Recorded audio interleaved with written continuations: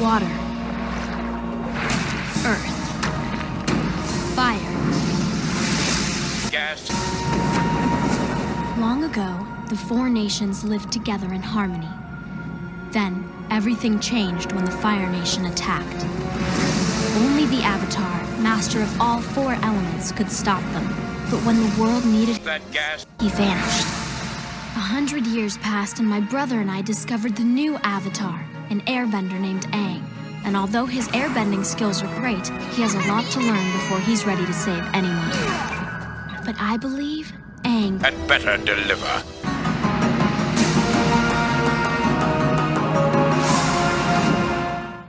Welcome back to the Greenhouse, dear listener. Today, as promised, we're going to have our episode about Avatar, The Last Airbender, and joining me today is Obadah. Hey, thank you for having me back, Adi. John. Hey, yep. It's great to be back. Thank you for having me again. And Alex. Whoop whoop, back in the house. It's good to be here. The boys are back. Thanks The again for boys are coming on, back. guys. All right. So I guess it's good that we picked just a media topic to discuss today, and it's particularly unique in my memory because I think it was like about 2003 when this show came out. 2005 or 6. It's 2005 or 6. Okay, so I still was 7 or 8. peak yeah. Bush years. Yeah. Yeah. But that's the thing is like it That was way. starkly in contrast to everything around it. Like the fact that this show was on like Nickelodeon instead of something like Toonami was already like what separated it. And especially like again, I think for entertainment targeted to people our age at that time, it took its younger audience seriously and addressed some deeper themes and deeper topics and even like abstract things that adults don't tend to talk about, like spirituality, like growing up in traumatic and conflict based times, dealing with trauma stuff, and it did it in a very mature and simple way. Yeah, it's not. That- It wasn't patronizing at all. It wasn't patronizing at all, and it was the kind of thing that like at least for me, like my parents probably hated anything I watched on TV, and then this was the kind of thing where like my dad would pitch in on this. He's like, "Oh, they're talking meditation and all," and then like we would finish the episode and shit. So it had like this cross demographic appeal in a way that I think other shows at the time just were not able to. And I wanted to, talk nostalgia before we get into some of the substantive stuff. What impact did it have? How were you guys exposed to Avatar? Who wants to go first? Because I have quite a Why did not you go first? crazy You got first. backstory, but I remember it. So I remember when the first episode aired, and I remember very fondly. It was like in this old, in my old house that I used to live in, and like I remember sitting down and watching the first episode and just like seeing, I don't know, it just like blew me away. Like I was drawn in immediately. And like seeing the penguins and them going penguin sledding, like I just loved it as a kid. I thought it was the coolest thing, and it like hooked me immediately. I remember like practicing my bending, you know what I mean? You know what I mean? Like as a kid, that's what I did. Like I just like loved the show so much. And I didn't have like a lot of I had like one of those like limited cable packages, where you only get like a few of the channels. Yeah. So I had Nick, and I like because of that, I just rewatched so many of the episodes so many times. So I have like such a vivid memory of all the episodes. Like I think in total, I've probably seen the show like minimum 10 times, just because all the times I watched it as a kid. And yeah, what I really liked about it is that like the show started when I was like 7 or 8, and it ended when I was like 11, 12. 4 to 5 years ahead its run. And I, like Adi was kind of mentioning, I like that it like kind of grew up with its audience. Like as a set, like season 3 is not something that like 7-year-old me probably could have handled, but like as a 12-year-old, it was like the most insane thing I had ever seen. So I have a very fond love of this show a lot, and the nostalgia is very strong. Yeah, for me, taking myself back to when I first saw the show, the first episode, the thing I appreciate about just network TV back in the day that doesn't really exist nowadays with like Hulu and Netflix is it built suspense oh, the commercial like bandwidth of, oh, next week tune in for this part. They did a really good job at making it dramatic and drawing your attention and keeping your attention.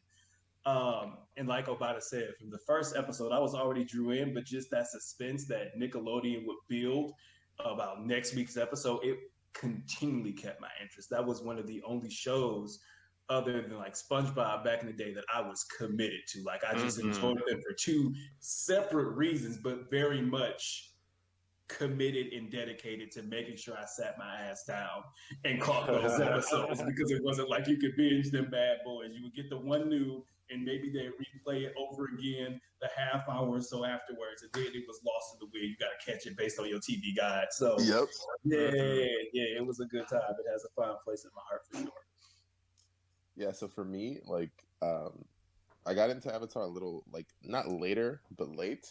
So the first, as a kid, the first episode of Avatar that I watched, I think was the season 1 finale, actually. And really? That's what grabbed me. Wow. When you got to see the invasion of the North, and Just the giant fish thing. Dude, watching that fish die when that guy strikes it down, and watching another character on, like, I was a kid at the time, and watching a woman give up her life just to save. That was traumatizing. It was traumatizing. It was amazing though, because like you got to see like real sacrifice, and like this is beautiful like, too. And like this isn't like a DC movie or like a Marvel movie where death has no meaning and people come back alive. No, she was gone. Like that was it. Legit. And like I love that. Like that was just so real. I really love that. And I eventually like went back and just watched everything in order like several times and like saw the plot and leading up to that point. And I just remember loving it. I love the art. I love the bending. It just looks so fucking cool. It was just great. It's just a great show. Definitely has like a ton of nostalgia for me. I just love the show because like it's not patronizing at all. It's just like there's like real stuff actually goes down, and it's not like, oh, this is a kid. Kids can't handle this. No, they like they definitely tiptoed over that line. So, Jonathan, I have got to ask. That was the first episode you got introduced. Did you ever look at the full moon the same way? I would never like even not even just full moons, not even just full moons, like lunar eclipses where like the moon is just red. That just immediately brings me right back to that moment. Immediately. Something is very wrong. Exactly. We have to go. Yeah, I don't know if you guys have played Breath of the Wild, but there's like a recurring game event where like all the monsters you kill come back to life every now and then as a blood moon. And then the first time it happened like in the first 5 minutes of gameplay for me for whatever reason, because it's just a randomly occurring event. But it's like Zelda's like goes to speak. It's like the blood moon rises once again, and I'm like, the last time I saw this shit, it didn't end well for anyone. Oh gosh. So I guess growing up and watching this show, like I think we all had favorite arcs, although all of it was pretty good. Is there a favorite arc that you look back on as like this is the defining moment of the series for me? For me, there's two, and I feel like one of them is. First of all, there's so many characters with great arcs. Let me just say that right now. Yeah. So I'm gonna pick my favorite, but definitely like there's so much more. But obviously, there's Zuko. Obviously, yeah, easiest choice in the world. But another arc that I think is criminally underrated is Azula's. Criminally underrated. She goes from like being the favorite, being the one next to the throne, to being overambitious, eventually losing herself, falling into insanity, and losing it all. And I just love that. I don't know. I love the juxtaposition between Zuko's arc and Azula's. It's just perfect. Yeah, Azula is a good one. I think another like very underrated one, because like as a kid, like obviously like Aang was like that's like the character, you know what I mean? Like you want to see him defeat the Fire Lord, all that. But especially like as I've gotten older and rewatched it a few times, which I know we're going to talk about later, like how our perception of it has changed. But I think Katara actually has a very underrated arc as well. I think just you see her evolution, specifically like with her role as a mother figure in the group. Like you see her evolution as a character and her kind of coming to terms with it. and it all kind of culminates in the one episode where she confronts her mom's her mom's killer, and it just like, I remember like it just was like so impactful and so That's satisfying. such a good episode. No, and she Yeah, was it is. about to kill him. That was the Yeah. crazy part. Yeah, like genuine like anger and like anguish in her eyes, you know what I mean? Like pure pain, and like, I don't know, like the moment where she like restrains herself is just like very powerful to me. So I think that like miniature arc within the story is like one that doesn't get talked about enough, because I feel like a lot of people kind of talk bad about Katara. They're like, oh, she's just like annoying, she's just the mom in the group, she doesn't really like change that much, which are like to some extent valid criticisms, but I think there is a lot of like growth in her character. I appreciated classically Zuko's arc, but Mhm. also Zuko, I like yeah. to give attention to the people surrounding his development throughout the show. Mm-hmm. That's what I appreciated most. Like, of course, Uncle Iroh, classic. Of course, 10 out of the 10. wisdom of 1,000 Yep. people through and through. One of the most impactful moments of me for me looking back was when they captured Appa, and they were downstairs in that basement, Oh, I guess we're and crying, Iroh huh? confronted Zuko about. He's like, I got the bison, and then I don't know yet. He was like, and then what? You always do this, calling back to all of the previous times where essentially Zuko wasn't thinking ahead, wasn't having a plan thought out, wasn't even thinking about who he was or his own pathway, his own development, who he actually wants to be outside of his father's perception. And I think that was just such a powerful moment that they did really well, and them having that moment in a basement to themselves with the main method that if Zuko was going to get Aang, this was going to be the way, and him being met with his dissonance of really, what do I do at this moment? And then seeing from that point on, you start to see a character shift, you start to see a pivot, and you just start to see that iteratively become what Zuko turns out to be by the end of the series. And I just think that was such a powerful moment that cannot be understated. Mm-hmm. So just seeing how all of these various people in Zuko's life was pulling him in various different directions, all from some sense of an understandable place, and really as a watcher, as a viewer, being invested in what decision is he going to make, because these are all powerful reasons why he can go one way or the other. So yeah, good times. Yeah, I'm gonna have to agree with Zuko's arc, but there's one specific episode I always look back on, really, and it's that one where he's separated from Iroh for whatever reason, and Zuko alone. Yeah, Zuko alone, and he's such a good it. episode. I point back to it, Yeah. even though Aang is not in it. A lot of the characters aren't in it. It's No, just he's the only him one. going Yeah. through his life trauma. The only person who really understands him is his mother. You know, his sister is literally a psychotic person in power, and his father is not only abusive, but is the textbook like imperial character. Mhm. Mhm. So he has very few like people who can, you know, rein in his more impulsive behaviors and like give him like a space to grow.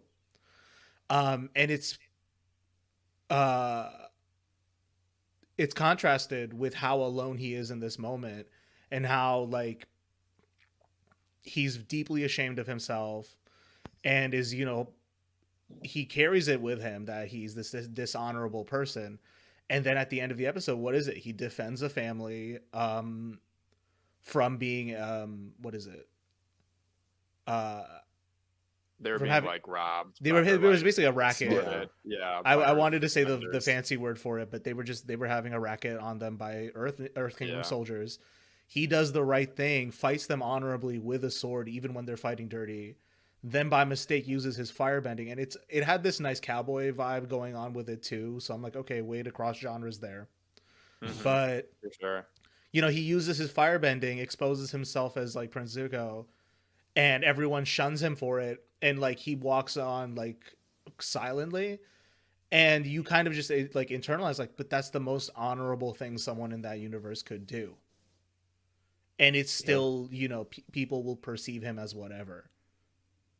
and he bears that pain silently, and that's why he's such a difficult person to reason with.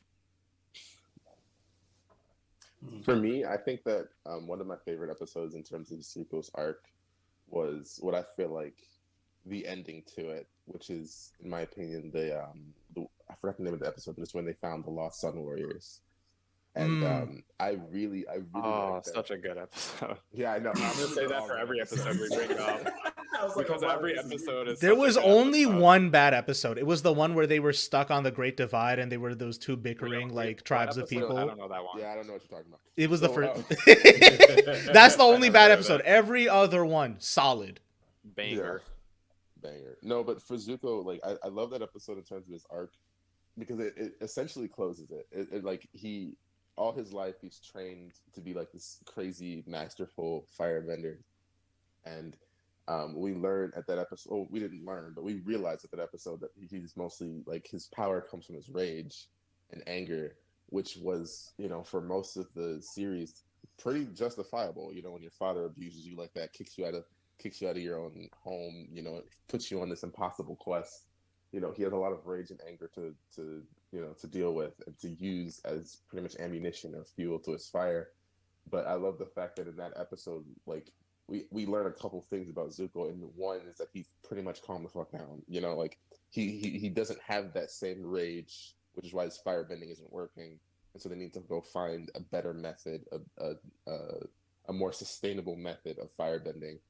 And so then he learns from the dragons, and I love that episode so much because we also learn that Iroh, even at his worst, when he was like a general for the Fire Nation, bombing Ba Sing Se, we even learn that he spared a dragon, which is just like that isn't a thing. People don't do that.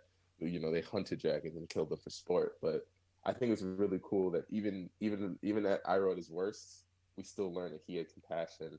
And it's really cool because you start seeing Zuko following in Iroh's footsteps, even though he clearly doesn't mean to. It's just like it's almost destiny. It is destiny, pretty much at that. But I love that because him finding a way to resolve some of his conflicts and pick a different method of how to bend is just really cool to me. And I love that. That's easily. It's kind of. I feel like it's like a confirming moment. It's like when okay, Zuko's cool now. Yeah, and the other cool thing about that episode too is like what it, at least in hindsight, what it represents to me is, and what I've always loved about the series is that there is a real reverence that these characters have in the world for nature, for the deeper like spiritual aspects of their world. And I mean, of course, in their universe, like it manifests more plainly as the spirits can visit us on their plane, and there is like a real perception to spirituality that they have in their world that we can't always have in ours. But having that is so powerful and transformative because they can have like a direct connection to the forces that made their world and like be connected, to the world itself in a way that you can't when you just purely think in abstract, civilized, alienated away from the human condition type of thinking that the Fire Nation became when it became an empire like that. So him meeting this indigenous tribe of people, right, who have access to nature in its purest form. Like these are the people who invented the dragons, are the ones who hold the art of firebending, and this tribe protects it because they were the first one to receive that knowledge. I mean, it kind of has that, way of showing people like this is why we need to respect indigenous practices and cultures and why those spiritual roots are important in a way that's not ham-fisted or patronizing, first of all. But it marks like Zuko as a human being versus Zuko as a instrument of the Fire Nation as an empire, where, fire is not a tool to an end to extract profit from the rest of the four nations. It's a literal connection that humans have to nature in this universe. And crossing themes like that are critical when I think, we grow up in a really highly modern society where everything's abstracted from us. We don't fully feel spiritual connections or connected to nature outside of the typical, I go hiking on Saturdays type deal. You know what I mean? Yeah. I think you raised a really good point there with with the empirical nature of it all, because that's essentially what it was, right? It was, Fire Lord Ozai expanding his territory. It would have been so easy for Zuko to accidentally discover these people, to accidentally discover this land and just make a phone call, and get the Fire Nation there and to further, extend the colonies and everything. But he chose not to. So that's a really good point you made about Zuko no longer being an instrument of colonialism, of imperialism, and Zuko being his own person. Mm-hmm. Yeah, I think one thing that I've really appreciated about the show as I've grown older, I've been very lucky that I can like rewatch the show at different points in my life, but especially like rewatching it last year, just appreciating all the very like important themes that were covered in the show. Like Adi mentioned, like there's a lot of environmentalism and like a respect for nature and the land that we're on and the environment that we live on. Like there's a lot of that. There's a lot of the imperialism, a lot of the cycle of violence. Like there's a lot of really mature themes within the show, dealing with trauma and like how you can overcome that.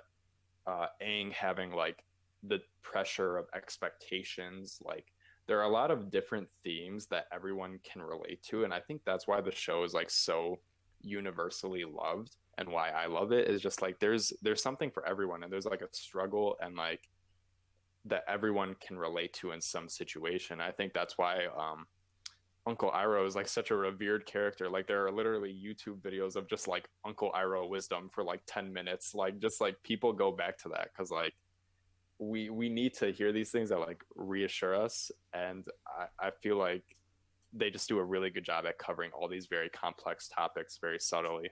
Mm-hmm. Yeah, I have very few notes after what Obadah just contributed. That was much of the same what I was going to say. The show has stood the test of time in ways that other shows, particularly catered towards a younger audience, just hasn't. I think that's because, as we already covered, the creators, the writers, the developers, it wasn't patronizing. They handled it in a age appropriate but adult manner. Mm-hmm. They covered a range of different topics.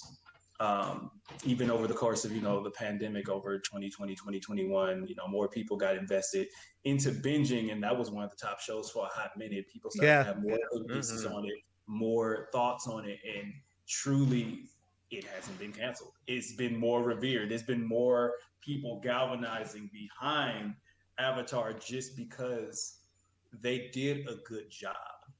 And we don't see, particularly back in the day, but even now, shows that do that good of a job, that can have that great of range over covering such a litany of different topics.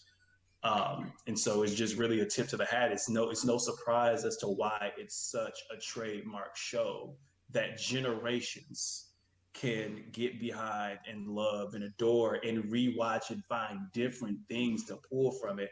As Jonathan said earlier, we mature in our own lives as we come to understand the world around us based on our own experiences, as we see the different things that even back in the day when the first season came out, of course, we didn't expect for them to cover as many topics as they did. It was just 4 nations. It was right. It was just Earth, people air, doing fire. cool Like, stuff. okay, Yeah. but they did an incredible job at taking this concept and moving it in such a real, honest, true way, paralleling it with the things that are actually happening and continue to happen in our actual reality, to where it's not so grounded in fanatical notions that we can't see how this can tie into today. And yeah. I thought it's a really good point. Like Alex, like, and the fact that one, they tied in so much real world aspects, real life stuff into this fantastical, magical world. Another thing I love is just the range of just topics in general. Not even how far they've covered it. They've covered things from like abusing animals to like wartime propaganda to spirituality. It's just like I feel like that's one of the reasons why it's so successful. It's just there's so much wisdom in so many different areas. Like, how can you watch this movie and not learn, or how can you watch the show and not learn something? How can you watch the show and not connect in some way? Absolutely. And I think what both of you said was leading into the next topic I wanted to bring up, which is they made this kind of syncretic world for this show and then for the sister series Korra that drew heavily from Asian culture, practices around the world in a way that was coherent and cohesive, but something that I'm just considering in today's media and media commentary landscape is trying to write off certain pieces of material as problematic, and in some cases they really are, right? Like if anyone remembers that, oh god, that Netflix movie Bright, where it's a fantasy world that is LA, and they basically made orcs like as a literal stand-in for Compton. All the orcs live in Compton. It was the most ham-fisted reference, and that can be problematic, right? Yeah, like I feel like Bright was just too on the nose. Like Very on the nose. there was literally there was literally a line where I think Will Smith literally says fairy lives don't matter. And I'm just Right, like, right. we get it. Come on, like well, so bad. Yeah, because like, there's that is patronizing. Yeah, and I think there's something to be said that like trying to make the work you're putting out mirror the exact political moment you're in is never a good idea, because it's alienating to whatever audience is going to see it in the future, and that prevents it from being timeless. But I mean, I just wanted to ask the question. These were still like two guys from California who just like took all of it and took on a lot of risks in trying to make something out of a culture, and they could have done it so wrong. What do you think they did right, and what was different about their approach versus some of these more problematic ones we see today? So, to answer this question, I don't know about you guys.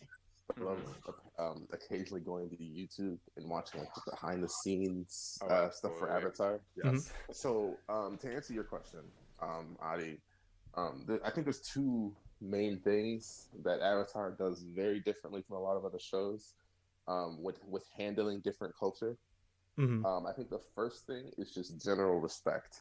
I think that it's so easy to come up with like a magical world that's centered around Asian culture, and it's so easy to just throw in some stereotypical Asian music, or throw in some stereotypical hilarious kung fu sounds, or throw in some like it's just so easy to do that, and Avatar strictly refrains from that.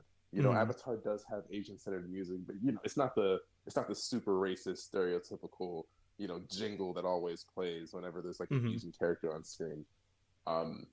Just that basic form of respect, and I think that respect leads to like a deeper understanding. Like we got to learn about like different chi and different like spirituality aspects. There's close ties with Buddhism, with Hinduism. I'm not sure with Hinduism. I know for a fact with Buddhism. Well, with the chakras part, yeah, like tied into the show. I think with respect comes that deeper understanding, and you can incorporate more of it and use more of it for art, and I think that's great. I think another thing that they did great, the second thing, is like understanding that they don't know the culture. They don't know the culture as well. Like they found experts, which I think was great. I was watching a video the other day about the behind the scenes on the animation of the bending, and about how each different bending took styles from actual martial arts. Yep, I was going to bring that up too. And they incorporated that into their fighting style. Like they literally had different martial arts experts come in, and they did their moves, and like I don't know all the rendering or whatever, the drawing and everything, but they essentially took these moves and incorporated that into the bending, and then went a step further and incorporated like the ideology behind the martial arts into the culture itself, like into the Earth Nation, into the Fire Nation, into the Air Nation. And like I just think that's awesome. Like if you don't know, it's fine, you don't know. Go find someone who does. They didn't guess. They didn't try to figure it out. They went to the culture and pulled from the culture. And I think that's great. Yeah, I honestly have to agree with everything John said. I was going to say the respect is a huge aspect. I think just the research that they put into the show, like John said, like they were very aware that they like didn't know everything. So like John said, I've seen a lot of the behind the scenes stuff. They've like did a lot of research on the culture. They sent a lot of people out to like Japan, China, all over the world just to get a better understanding. And I think another reason why the show works so well is because it has the influence, but there's no Japanese character. There's no Chinese character. It's kind of ambiguous in a way. And there's a lot of, I know like the Fire Nation is based, like their architecture is based on like Japanese architecture, and the monks of the Air Nation are you know, like the avatar itself, the concept is based off the Dalai Lama. So like there's a lot of blending of culture, and I think they do it in a way that's very seamless, but like just a genuine passion for it. I don't think they were doing it with trying to sell a show or anything. I think both creators are like very big fans of anime, and they were very influenced by it growing up, and I think that really comes through in the show.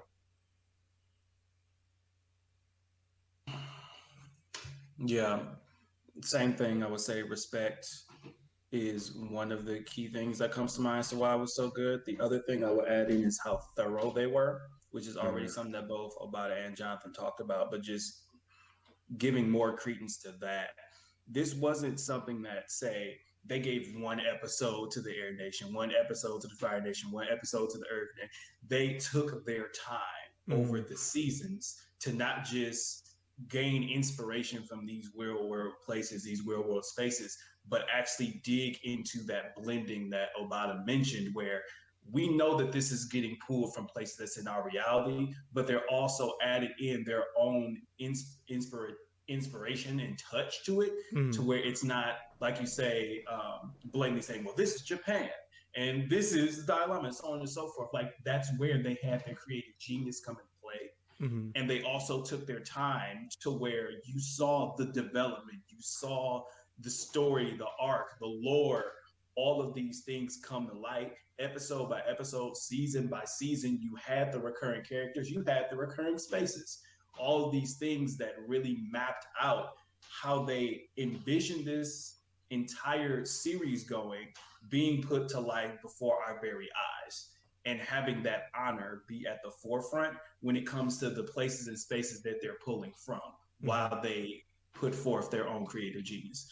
So I would just say the amount of not just breadth of content they have, but also the depth that they took in, whether it be like the research or leaning on the experts as they started to tell their story, is something that I think allowed it to be such an honorable piece of work, because it didn't just see, as you said, Adi, it wasn't just ham and fist. It wasn't just, let's just throw this to the wall. Let's just get this storyboard going.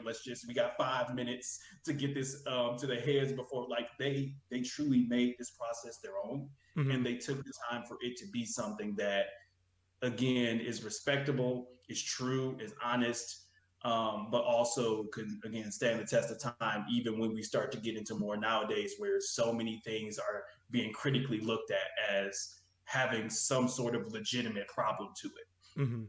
Yeah, I think, just really quickly, like I'd never considered, like, they were just incredibly patient. Like, they took their time, and I think that's what Alex was saying, and I think that's a really good point. I think with a lot of media now, especially in like Netflix and Hulu era, like, you get this many episodes. If you don't like it, you're not coming back. Like, and everyone's gonna watch it all at once. No one's gonna take time to process it. Like, so I think the fact that they held their cards for a long time and allowed it to progress naturally is like another reason why it works very well.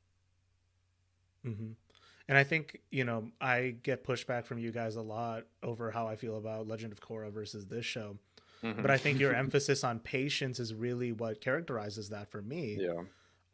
Because they were patient with this program in a way that they just weren't with the sequel. And I think all the problems that Korra has stems from that impatience. So we can address my controversial views on that now.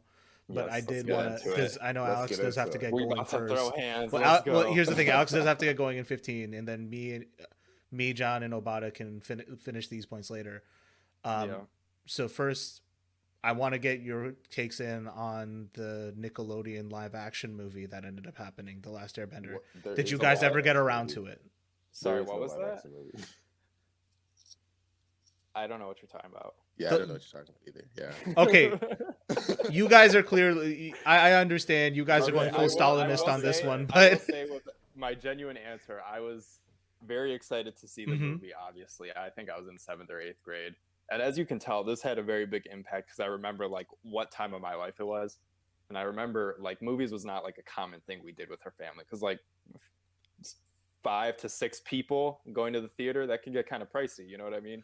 Yeah, So- yeah, and just my dad hated going anywhere and spending money. So like I think from a cultural Right. standpoint, you know. Yeah, so like we had to be very selective, and I remember I like had to sell everyone on like going to Avatar the movie, and I just was so destroyed and betrayed. Like even as a 7th grader, I was like, "This is not it. Why are the rocks moving so slow? This is not." And it took 4 Earthbending." guys to move that rock. Okay, that's all I'm gonna say. After my ignore that last 2 minutes. I don't know what movie you're talking about. Didn't exist. I was in the same boat. I was in the same boat. It was me and my sister, and like we were the ones who were like super heavily into Avatar. And we heard a movie was coming out, and we were like, "Yes, let's go do this." There was 5 of us, so again, you know, we didn't go to the movies that often. Kind of pricey, sure, but like we went, and like the disappointment, like. There are no words for it.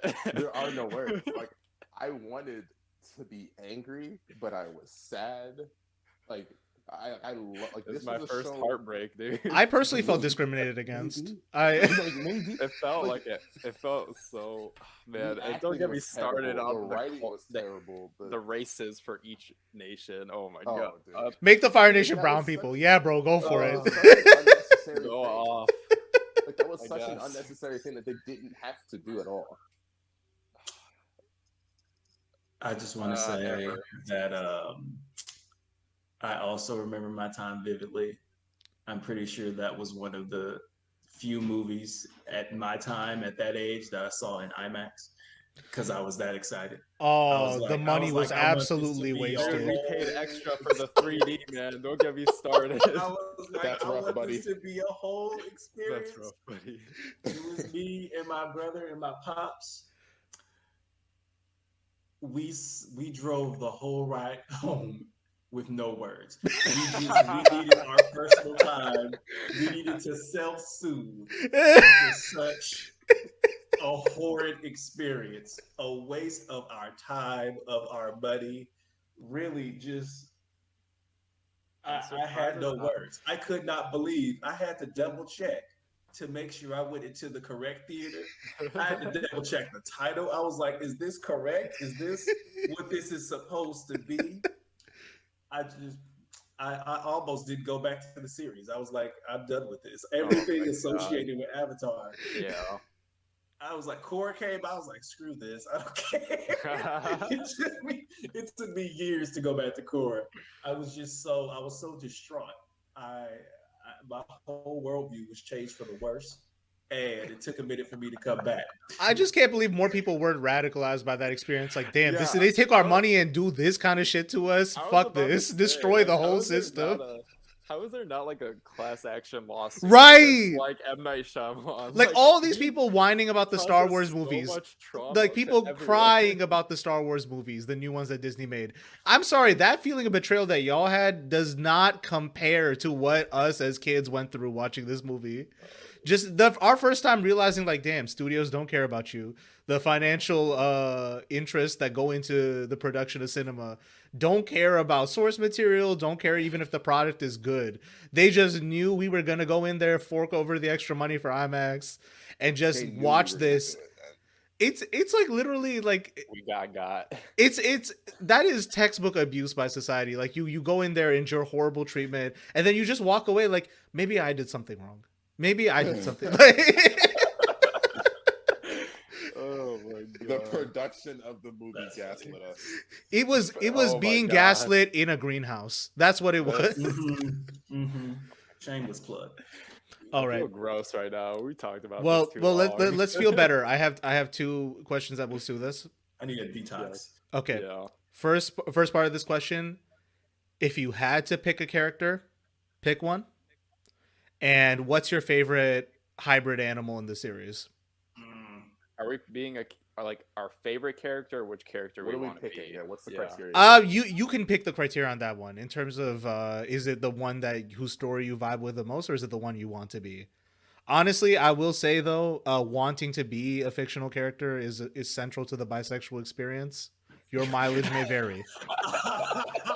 Interesting. Okay. Okay, got it. Huh. I'll keep that in mind. Yeah, I might have to do some reflecting. Yeah. Take your time. I'm gonna have to meditate and unlock all these chakras. You know, I think for me, Aang is definitely like he was my boy from the beginning, and seeing his story complete. Like I love the hero journey could be, when it's done well, is just so absolutely satisfying. And I think this show is like one of the only shows or movie, just most forms of media or entertainment that like executes it perfectly. Mm-hmm. So like even again wanting to be him who want all the four elements, you know. All four at once.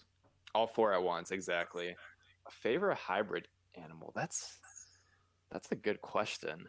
I think badger moles, right? Badger moles are sick, dude. I love the badger moles. I'm gonna think about it some more, but that's my initial gut answer, are the badger moles. Okay, I can respect that. If I had to pick a character that really resonated with me, I'm gonna go with Sokka, actually. Mm-hmm. Dude, you're Zuko, dude. What are you talking about? Shut up. Let him speak, okay? He's opening up about his lived experiences, and you're mansplaining on my podcast. Yeah, mansplaining Zuko. No, I'm gonna go with Sokka. I'm gonna go with Sokka because I don't know. I really liked how vulnerable he was and how goofy he was, how sarcastic, but how strategic. I really like. I loved Sokka's master, that episode where it's like he's struggling with his own insecurities, realizing like he can't lift a giant boulder, he can't whip someone's water, he can't throw air. Like starting off with that like heavy insecurities and then growing to realize that he has his place, he belongs there. As someone who struggles with like heavy imposter syndrome, I completely understand that. You know, that definitely sits right there with me, and I definitely resonate with that. If I had to pick a hybrid animal, I feel like I go with bear. Go with bear. Just the bear. He's just a bear. I was gonna either go with bear or dragon, but I feel like those don't count. So I think I'm gonna have to go with lion turtles. Lion turtle? Okay, no, I can respect that. Yeah. I can respect that. Lion turtles are sick, dude. They're God. They're literally God. He said Team Jesus on the play and off the play, you know. That's hilarious. For me, I have to say that the character I most resonate with, and I would just want to have more time around if they were in reality, Uncle Iroh, for sure. It's a respect thing, truly. I appreciate how out of all the characters in Avatar, I saw that he had such a stellar balance of both using his voice but also asking really good questions to get people to think, particularly Zuko as he was going through his journey, but also in general, whether he was talking with Toph when they had their one-off conversation, or just in conversation with all the main characters. He would contribute, he would bring in his own experience, his own thoughts, but he would also ask questions to get other characters to think and realize where their perspective was, where their perspective wasn't. And I deeply respect that in any human being, because it takes just a different layer of thought to be able to construct a good question. Uh-oh. And I'm about to mute, but yeah, that and my fictional character, Momo. Gotta go with that. I love it. Okay. I guess if I can follow that up, it would be easy to say Zuko. So I mean, I'm gonna claim him. Simply because dealing with a deep sense of shame growing up and imposter syndrome, like John mentioned, and Zuko's whole growth arc and being able to, like, you know, overcome deep trauma and doing bad things and becoming a better person in the process, that's always been something that resonated with me and something that I needed growing up. So I will vibe with that character. The other one I wanted to bring up was Jet, if anyone remembers him. He was the revolutionary character. I remember Jet. Yes, Don't because worry. because here's the thing is that he actually is the kind of lesson that we need, especially in a world where they're fighting against evil. How do you prevent yourself from becoming immoral in the process? Or, you know, counter to that, if you're willing to do those things to fight back, what toll is it going to take on you? Do you become unrelatable in the process? And like, it's one of those things I tell people who, you know, fetishize revolutionary imagery of like, if this is what you believe, fine, but don't be posting about it on the internet, first and foremost. But second, like, if you're willing to do that, you need to win and you need to be prepared for the consequences. And that's the thing about Jet that they bring up, is that he's really compensating for how hurt he is and how much he's personally lost. And like I said last episode, we're like, if you hold on to your victimhood narrative such that you're willing to hurt innocent people in the process, you're doing something wrong. And just having him be a direct foil to Aang, be a direct foil to Katara, be a direct foil to Zuko, in all of these points, and that you need to fight back against this power in the world, but don't let it corrupt you in the process. I think that was a critical character to bring up. Even as a side character, all the side characters excelled. And then for favorite animals, it's a tough tie between Korra's polar bear dog and the turtle ducks in the Fire Nation Palace. Mm-hmm. I love the turtle ducks, man. Yeah. You know, it's a good show. It's a good show. We love it. Pretty good show. I'd recommend it. A Yeah, great 10 out of 10. 10 out of 10. Good show. great a grand old time.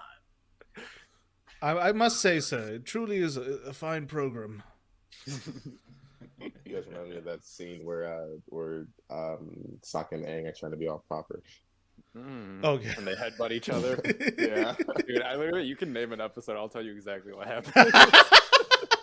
I can tell you the plot for any episodes, but I don't know like the names or the. Oh, I know the names. I know. Well, how does engraved in rewatching my hold up brain. for you guys? Like, because Obadah, you said you watched it like at least 10 times. Does it hold up each time, or like is it better each time, or has it gotten worse? It gets better and better each time. I Okay. think one thing that has me like really appreciating it, and I don't want to go too long because I know Alex has to go soon. But one thing that I really appreciate it is the lore and the world. Like there are a lot of little details that you can pick up each time, and a lot of nuance, and not just the lore but the themes. Like I said, each time you rewatch it, you notice a different action by a character, a different facial expression, and like it gets better and better. Like the most recent time I watched it, I loved every episode so much more. Like it just gets better and better. Yeah, I would say same thing. Rewatching it, it gets better and better. The thing I like to do with shows that I adore, like most people, is introduce other folks to them if they haven't. So even when I was in my grad school at OSU here in Columbus, there were people who hadn't watched Avatar, so we watched it. And as to be able to see a show that, again, it came out over a decade ago, still have such a good story that people in today's day that's never seen it are still so deeply invested to it. When you have that initial excitement of, oh my God, this is a great show, matched with a fanatic's passion for that show, it's great energy through and through, even particularly for the person who's the fanatic, because you don't want to spoil it. You don't want to go through. You're like, just wait.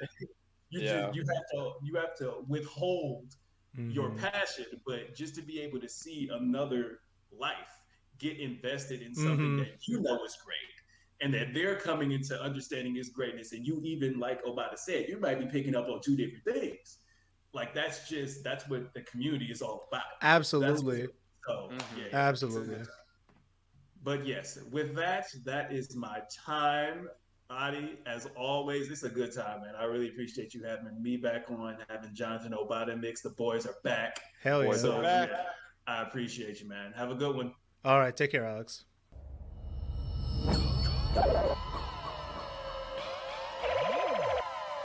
Drink cactus juice. It'll quench you. Nothing's quenchier. It's the quenchiest. Okay, I think you've had enough. Who lit Toph on fire?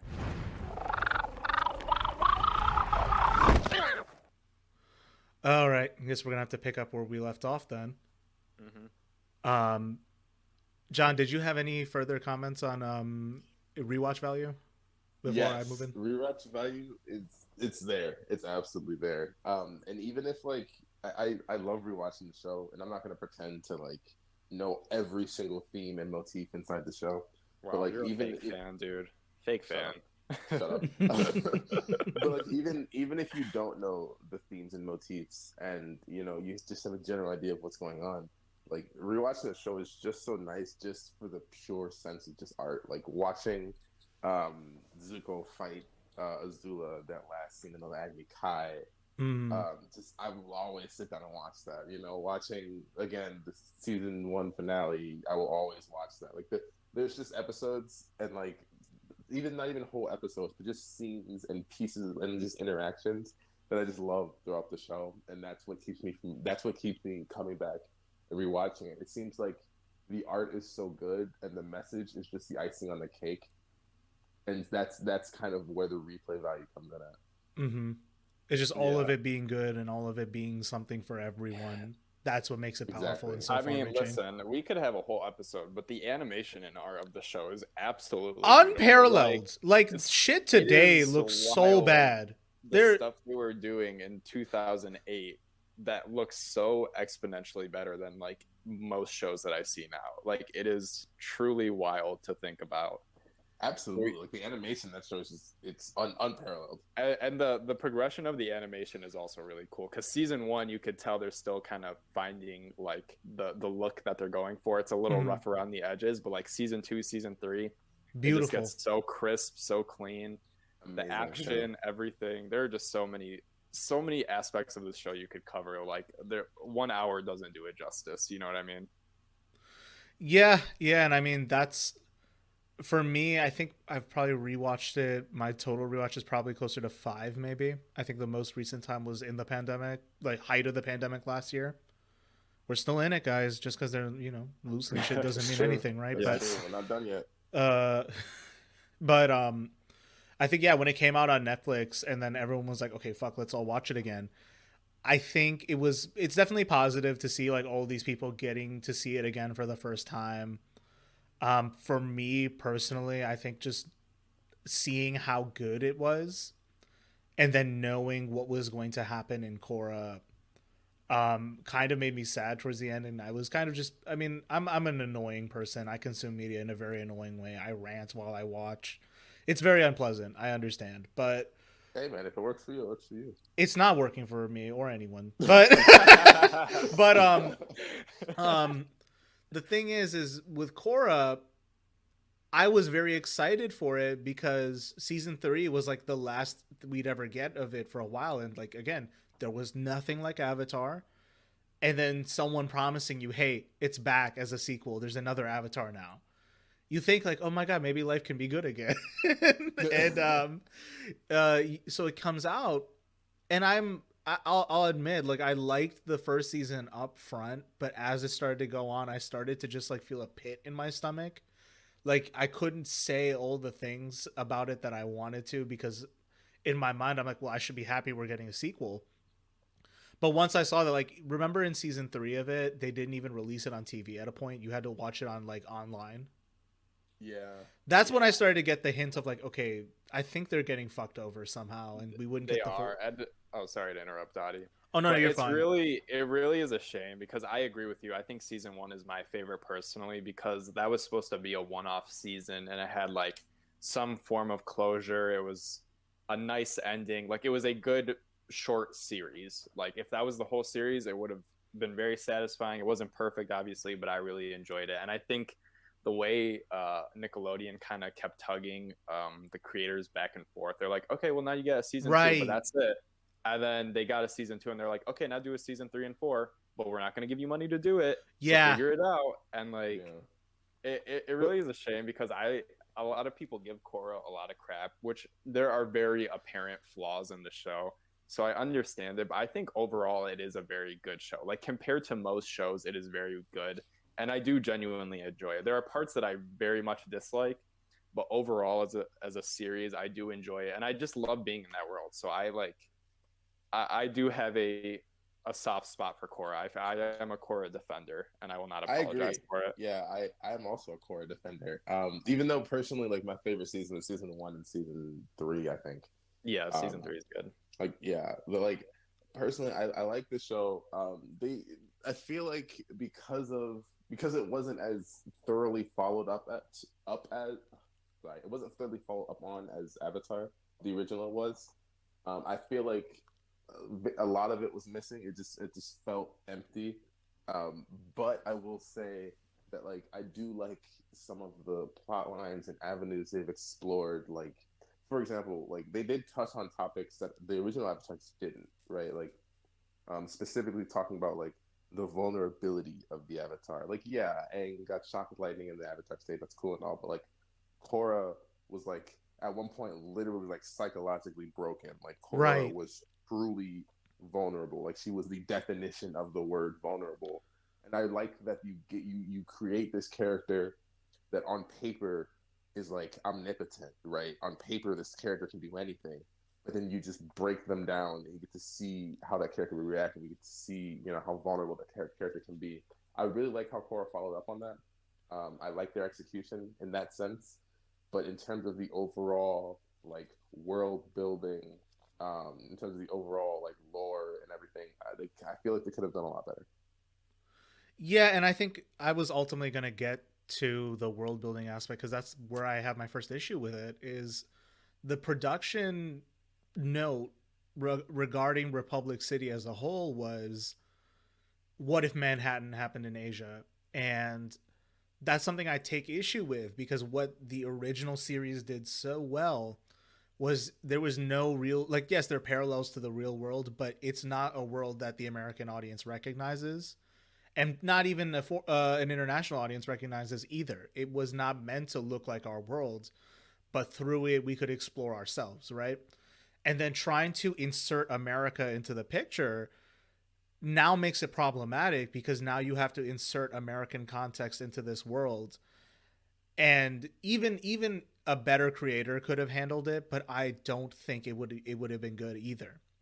Because it's a level of messiness that I don't think this world needed, and that's why all the bad guys become explicitly political in ways that they didn't need to, and become ham-fisted for that reason. So like, Amon is supposed to be a stand-in for socialists, but he ends up reading like a CIA dossier at the end of the day. Um, That's so true, though. what is it like? Unalak ends up being like a religious extremist. Like I remember literally like people on social media put like a picture of him with an ISIS flag, and I'm like, oh, that is the point. Fuck, and you guys are just Yeah. going with it. And then what is it? Zahir is supposed to be an Zahir. anarchist, but anarchists aren't interested in that kind of behavior. So for me, I don't know what the okay, point. well, to be fair, I think that in terms of like anarchy, Zuhair is the closest you're gonna get to a villain.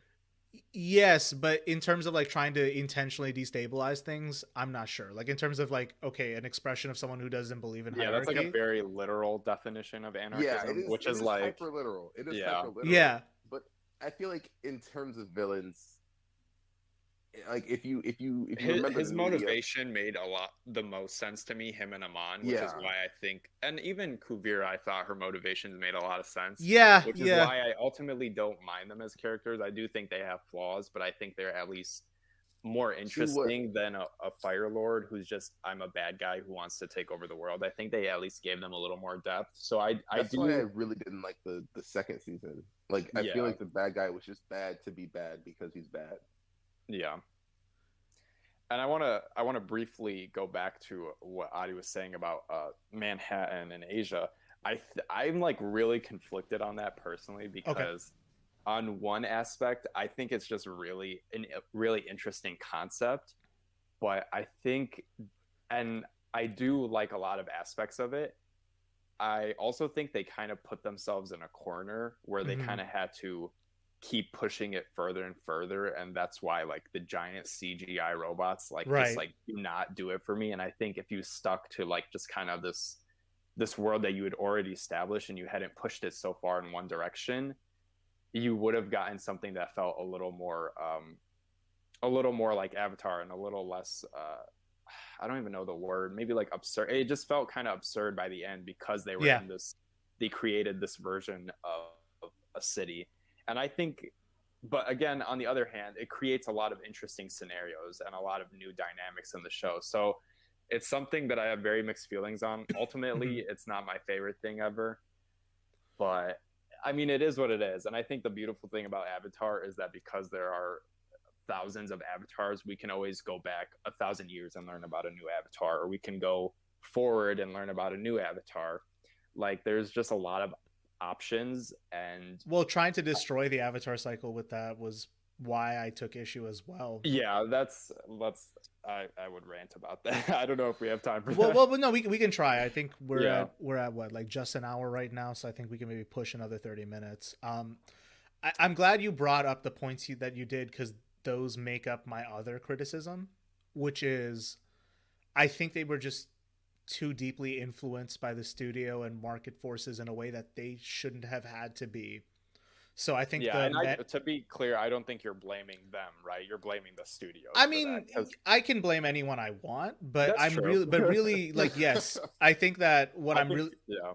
yeah, Go what I'm ahead. really getting at moreover than anything is that artists are forced to compromise to bend to the studio, which in turn is bending to market forces, right? Yes, I agree with So that. I think yes. the whole Manhattan in New York thing, or the Manhattan in Asia thing, was to cash in on things like steampunk. The whole plot line, Oh, the yeah, romantic plot absolutely. lines of the shipping, it was to cash in on how people love to do shipping in shows. It was, I think, literally there was an attempt made to say, listen, the Tumblr audience is the main one watching this show, so let's make it a show for Tumblr to enjoy and consume. And it backfired tremendously. I don't know how I feel about that. John, what do you think of that? Do you agree? I 100% agree. I Really? do. I do think that because that's kind of where the show blew up. Like I knew, like, okay, when Legend of Korra was coming out, I knew it was a thing. I wasn't gonna. I didn't watch it immediately. Right. Mm-hmm. My sister, who again was with me with all the whole Avatar adventures, she had a Tumblr account. She was looking around and saw how great the episode. Like it really did seem like it appealed to the Tumblr audience, and I feel like they shouldn't have had to do that. Mm-hmm. Like Avatar: The Last Airbender, the original, appealed to literally everyone. Not only just because of the world building, but because of the fact, like Adi said, it's a world. We know the world exists. We know it looks like reality, but we don't know where. I don't have a connection to that culture, which makes it so interesting to see things done differently. When I'm going back and looking at Legend of Korra and I'm looking at that world building, it's cool. It has its ups, but like at the end of the day, it is really just trying to capitalize off of the Tumblr audience, off of steampunk, off of shipping, off of just things it really doesn't need to lean on. Because I feel like once you start leaning on market forces and things like that, you stop leaning on the story, the art itself. You know what I mean? And I think Yeah. that's a really big problem that Korra had. Yeah, and I think, not to get fully speculative on this, but I can even understand why they would have made that decision, because trying to pitch a follow-up to Avatar was difficult from what I understand. Like those Avatar comics that came out afterwards, those are actually from a pitch they made to do like a TV movie after Avatar ended. I would have loved to see that. Yeah, so now it's that comic. I still haven't read those. I don't know if I will. And then You Korra should. is what they ended up getting, right? Korra is what they ended up like doing. But I think they probably had this idea of like, how do we pitch this? And if we say that the Avatar audience is going to come back, but where are they? The most visible ones are probably on social media, but social media users don't account for the rest of the audience. You know what I mean? Because we watched that show before social media was a thing, like maybe MySpace, but I don't think most of us were old enough to use it at that point or used it in True. that way. That's a really good point. Like, Yeah. that's a really good point. The fact that the original Avatar: The Last Airbender, it did so well in terms of growing with its audience. We look at season one, we were really young. We look at season three, we got to see growth of characters. We got to see the final fight. We grew with the show, which is what that happened so well. With Korra, I feel like the problem, especially in the beginning, was that you need to kind of figure out where we are now after several years after Avatar ended. So like it's not necessarily growing with the show, it's more like trying to like find the needle in the haystack. Where do we start at, and then grow from there with the audience, which I think that in terms of growing with the audience it did okay, but it really missed the mark on finding the original spot to start at. Yeah, I honestly, after hearing you guys explain it, I think I agree with you guys with what you're saying. I think the problem is that they just like grossly oversimplified it. They're like, well, the Last Airbender, their audience was kids. Now they're all early teenagers. So let's make a show that we think early teenagers want. And I think that's like kind of the point you guys are making with the Tumblr aspect of it, which I had never considered, but makes a lot of sense now. Which, I mean, to be fair, I was in like a freshman in high school when it came out, so I wasn't that age. But you can't really just generalize and say all high school kids want this kind of more edgy steampunk thing, even though, again, I'm guilty, but I was a sucker for it. I loved it. So And you shouldn't be ashamed of being a sucker for it. no, I'm not even saying. I still adore it, especially that first season. I still really do love that first season. But it does try to kind of simplify when, like we said, Avatar is a show for everyone. And they were going for a niche audience, I guess, and it just kind of doesn't hit as well. Yeah. Yeah, and another thing that I wanted to get at too is I think what really stuck out about Avatar is that it kept that spiritual lens to it, right? Or that you were connected to something deeper than just the material world of the show itself, right? And what I feel bad about in Korra is probably they weren't even able to make the same pitch for that material because they're like, we don't want to even show this, right? But there was so many missed opportunities with like Tenzin being like the descendant, like the one who has to make his culture come back to life, and also being like one of the few repositories of deep wisdom that Korra has in her life, and they don't make use of that at all. In fact, despite the spirits coming back into the world, this series is even more devoid of a spiritual context than its predecessor. I actually agree with that. I think that one of the things that the first show did very well was the mystery. You know, we only like, let's be real, in the first season, in the first, like, the original, we only saw a handful of spirits. We really did, if you think about it, right? Compared to Korra, where spirits were literally everywhere. I think the mystery behind it really like fed the fire to make it great. And the fact that there were spirits everywhere now, the fact that we like understand it more. And I think that another really big issue with Korra is the void of an Iroh-esque character. Like, the closest you really get is Tenzin, and let's be real, Tenzin is no Iroh. You know, like, the void, the arcs weren't as steep. The development was good, but it wasn't as great as the original. I feel like one of the big issues was that they missed the audience, like I said earlier, and like it just can't. It just doesn't hold up. It just doesn't hold up to the original. Yeah, and I think you're kind of nailing the point, John. Is that like they almost got there? Like you said, Adi, they touch on Tenzin being the last, like the only descendant who has to bring back culture, but they don't really get into it the way they should, or really, it's just a lot of almosts with Korra that really kills me about it, and why I understand why people are frustrated with the show. I think people can be a little hard on it, but there is a lot of potential that is just not reached, and it's a very hard act to follow. Like, I personally think Avatar is the greatest show I've ever watched. Like, just, I think it's the best show I've ever seen, and it's basically a perfect show in my opinion. So like, how do you follow that up with, you're going to follow it up with a less good show probably, and that's what ended up happening. There were a lot of outside factors, but it is disappointing that the mystery wasn't there. Like, one thing that I think about a lot is Ko, the face stealer. Like, that freaked me out as a child, and that fear, but it was like a fun fear. You were like, what is his deal? Like, what happened with this guy? What is going on? And then, like John said, spirits are just kind of there now. They're just chilling, and there isn't this I think almost the distinction of like making it like this is reality and this is another plane made it work really well. So there were a lot of creative choices that I don't personally love, and I think again it's just like almost but not quite, and that's Korra's biggest problem. Yeah, and I think those decisions that you brought out, like I see these playing out in other big commercial fictional properties, right? Where there's this tendency to just like make it a lore dump. And I think that comes from certain considerations of like probably the most engaged with the lore type of viewer is the one who's going to buy the most merch. Right, and they're gonna come back to it the most. Something for like sure. that. Yeah. Yeah. Or even like to make another Star Wars fandom reference, right? I think a lot of people mentioned that like all these older characters or older actors were brought into the new series and then made to like die kind of gruesomely in the series. And I feel the same way about how the Avatar connection was severed in Korra, because there's a connection to the past that's critical and maintains continuity in big universes like that in fiction.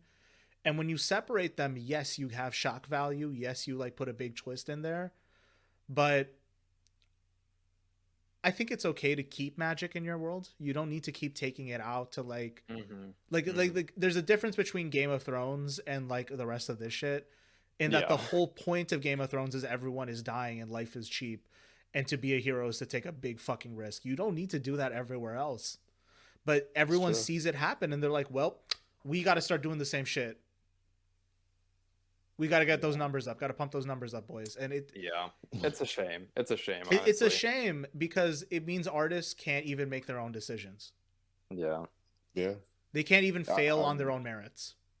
That's a really good point. Yeah, I like what you said about the lore dump being annoying, because that's like, I'm not gonna like, I do like Korra. I'm kind of pooping on her right now, but I do want to say we're doing it because we care, you know. Exactly. Avatar 10 out of 10, Korra 8 out of 10. You know, it's up there. I 100% agree. Yeah. But I have to give it to you, Adi. The lore dumps were really, really bad. Like, yeah, they were. That is definitely one of my least favorite parts of the show as well. Yeah, like even when it was fun, like we were talking about Avatar 1, it just got a lot. It was just a lot of just lore just being just dumped at us at any point in time, as opposed to Avatar: Last Airbender, where it was like gradually introduced. Yeah, I don't think there's anything wrong with just being like, this is the way it works. There's an avatar, he connects with other spirits or other avatars, and that's how it's always been. And you're like, okay, I understand that. It's an interesting concept. Like we don't need an answer to everything. I think I feel like a lot of shows either have a hard time with closure or over explaining things. Like they either close it too hard or don't close it at all. And I think another reason why Avatar is there were a lot of unclosed points, intentionally unclosed points for that reason. And like the ones that needed to be closed were done very well. And Korra just doesn't really find that balance, which ironically that is, I think, one of the season names. But yeah, you know, it is, we got to get going, I think, but I do want to say it is a very good show. I would still recommend it to Avatar fans. There is still things to love and appreciate. Absolutely. Like we said, I mean, the art is just as good quality as Avatar: The Last Airbender. There are some scenes that I'm literally like, I'm in awe of, that just looks so absolutely beautiful. At the very least, there's a lot of cool bending fighting, you know, like you'll see some cool stuff happen. Like there is Tahir was the man, dude. I loved him so much. Oh my God. Yeah. Yeah. And I mean, like, that's the thing, is there are a lot of good qualities about it, is my point. It's not a bad show by any means. Oh, I agree. And that's the thing, is ultimately all the characters are relatable in the first season and have so much potential that you can still watch it just knowing how much potential it had. And I think it's just one of those things that's unfortunate, because with Korra, we actually had a chance to do what the big representation project wanted. Have a strong female lead of color, kicking ass, taking names. Okay, girl was strong as hell. She warm up with 220 on bench press, okay? Like we were about to have the strongest avatar known to man, and wasn't even a Mary Sue. But I think they just made a ton of creative decisions that needed to appeal to that at a lip service level, but didn't get into the reeds of it. And this is kind of what I was speaking to last episode of, you know, we don't have to get too deep into marketing it to the most academically minded people. Just having it be simple and honest and appealing to like the base humanity that we all have, or the characters all have, is enough. Yeah, It is. I I agree. think that's really Avatar is a show about humans, like, and people, Mhm. and that's why it's so good. People, the world they And live in, and everything that the binds world they them. live in, and the paths and journeys they take, and I think it's just such a beautiful show. I Same. cannot say enough good things about it, honestly. I feel like I enjoyed Korra so much. I feel like if you're gonna watch Korra, you just have to like almost You just have to detach it. know. Yeah. Yeah, like I feel like it's like Korra almost could have just been its own thing without the original Avatar, and it would have been so much better. Because like Obadah, you're right. Like the first Avatar, the original was about people, but I feel like Korra was more about spirits, and we didn't really know the rules of spirits and everything yet. But all in all, I do think Korra was an excellent show. And you're right. I would recommend it to any Avatar: The Last Airbender fans because I think most would like it. Mm-hmm. I would recommend it just as a way to really understand how market forces and how studio pressures can derail a project. I thought you were gonna be like, I would recommend it because it is a good show. Well, You're I like, think, no, but I recommend it because I'm I'm emotionally connected. Yeah. Here's the thing: I'm emotionally connected to it in the same way as you guys, but I have Yeah. to.